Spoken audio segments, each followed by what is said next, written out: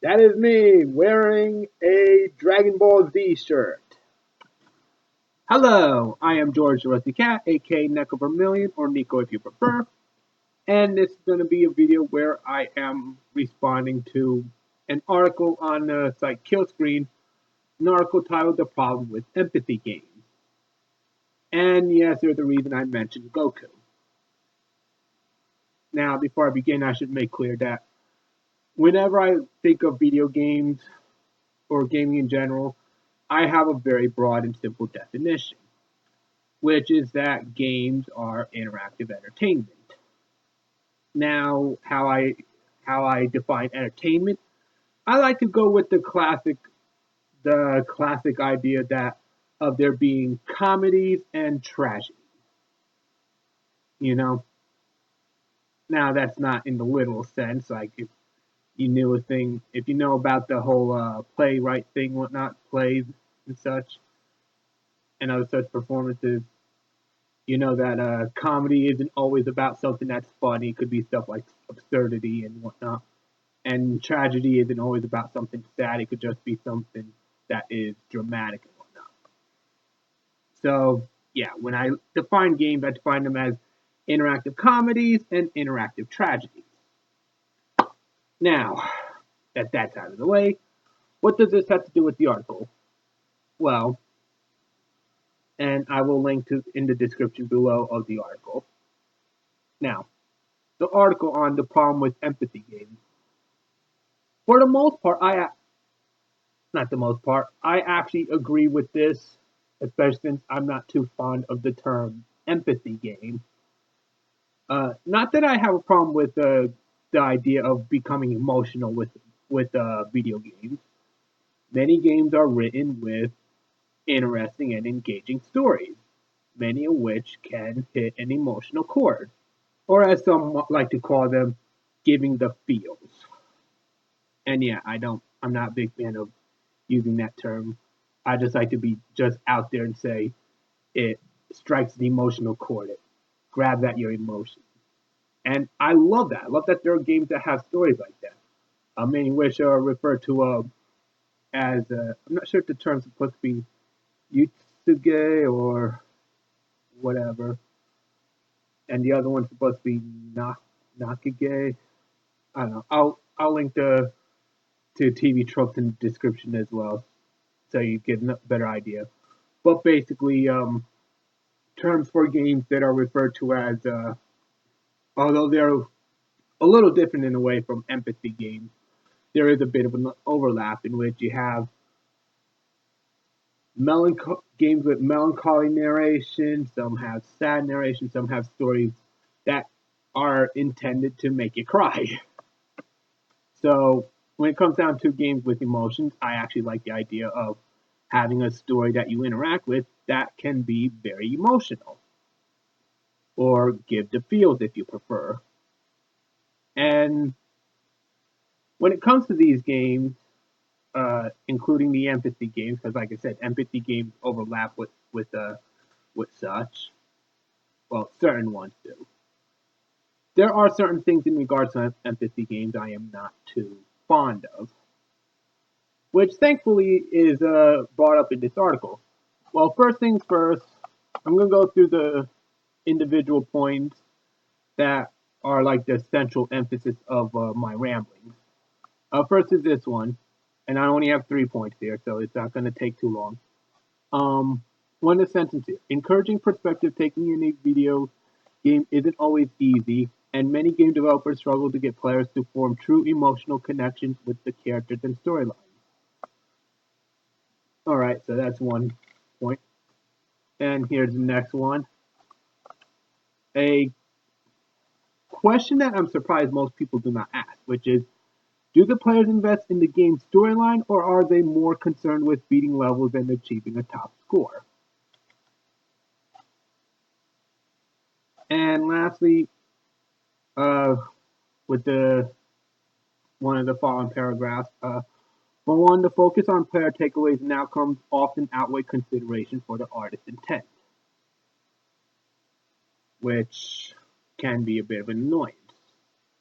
Now, here's what my takeaway is, and what I hope would actually add to the viewpoint.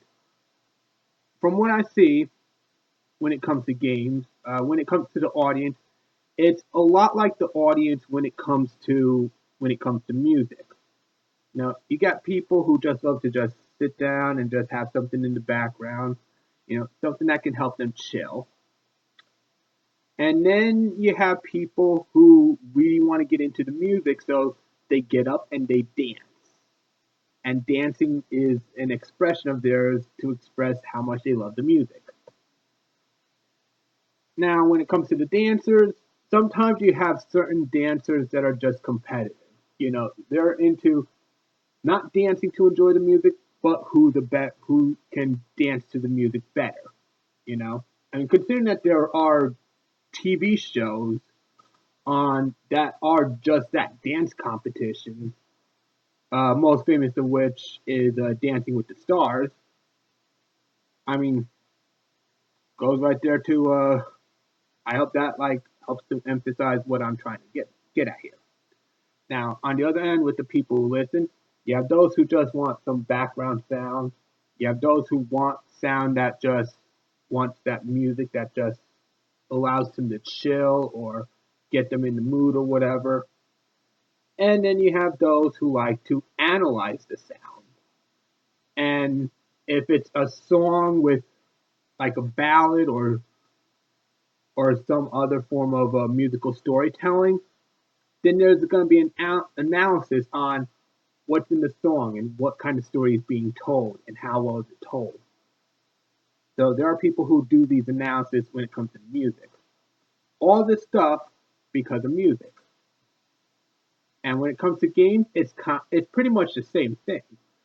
Okay, you have those. I mean, okay, it isn't exactly the same because when it comes to games, everybody is dancing. But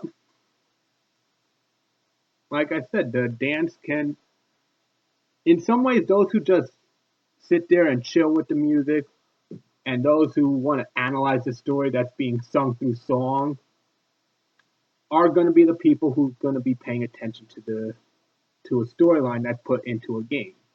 The ones who not just pay attention to it, but love it, at least when it's done well. As for those who just want to compete, that's just it. You have those who just want to play the game. I mean, granted, there is the whole stigma of video games being just toys, but you can't really fight. Like you try to fight, it's just going to be an argument over semantics, and honestly, that too many arguments over semantics is just detracts from the overall intent of the game itself.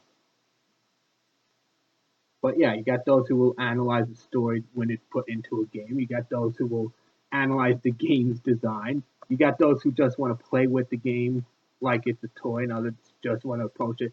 And then you have, just like how there are dance competitions and people who are serious about the dance competitions, you have the same thing with video games as well, where you got people who are into the hardcore crowd, the ones who memorize the maps and understand button layouts, those who understand the bread and butters of which button combinations to press. And that's what it is. Some people they're gonna pay attention to the story, some will like the story, some won't.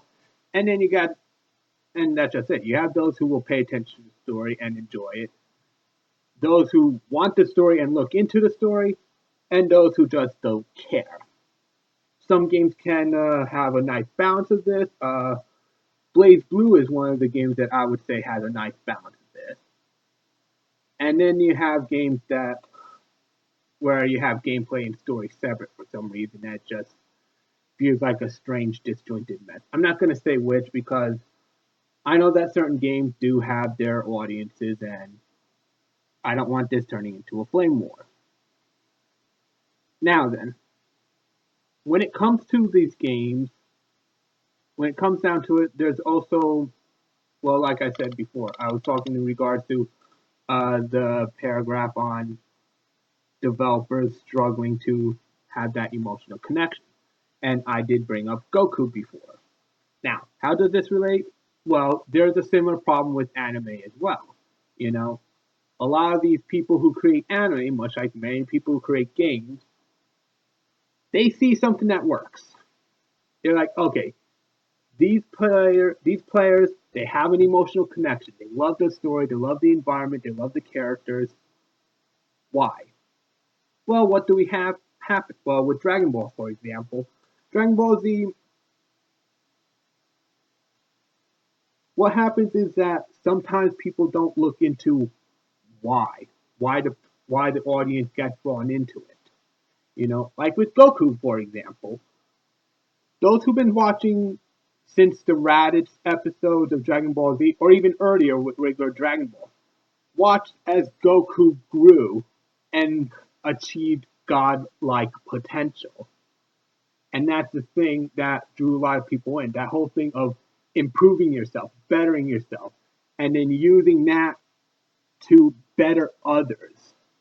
Like you see that with Goku, and I know some people are like, well, better others. What do you mean? Well, number one, Goku saving people. Number two, that whole thing in the hyperbolic time chamber where Goku actually trained his own son.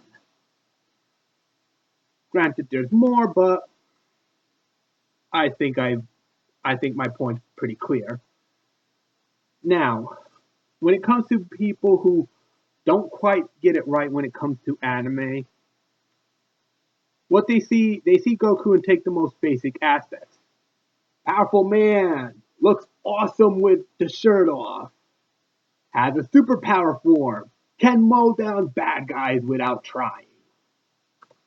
And then you get anime that has characters like that, and people don't like them. Why? Because we don't have that thing that drew us in.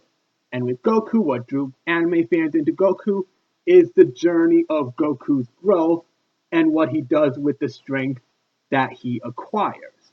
Not just blasting bad guys, but also doing things like teaching his son how to conduct himself and stuff like that. Even though Goku and Gohan, his son, is just some people don't look much into that, but still there are some moments. And I see the same thing when it comes to games. Like you have a lot of developers who want to do the same thing. They find a game that a lot of people love and they're figured, well, let's do the surface stuff because that's what's in the game. And the thing is, they miss that moment, that thing that drew the people in. Could be something like character growth, for example. You know, something as simple as character growth, you know, is probably the thing that they miss. And that's probably why there are many game developers that will struggle with this.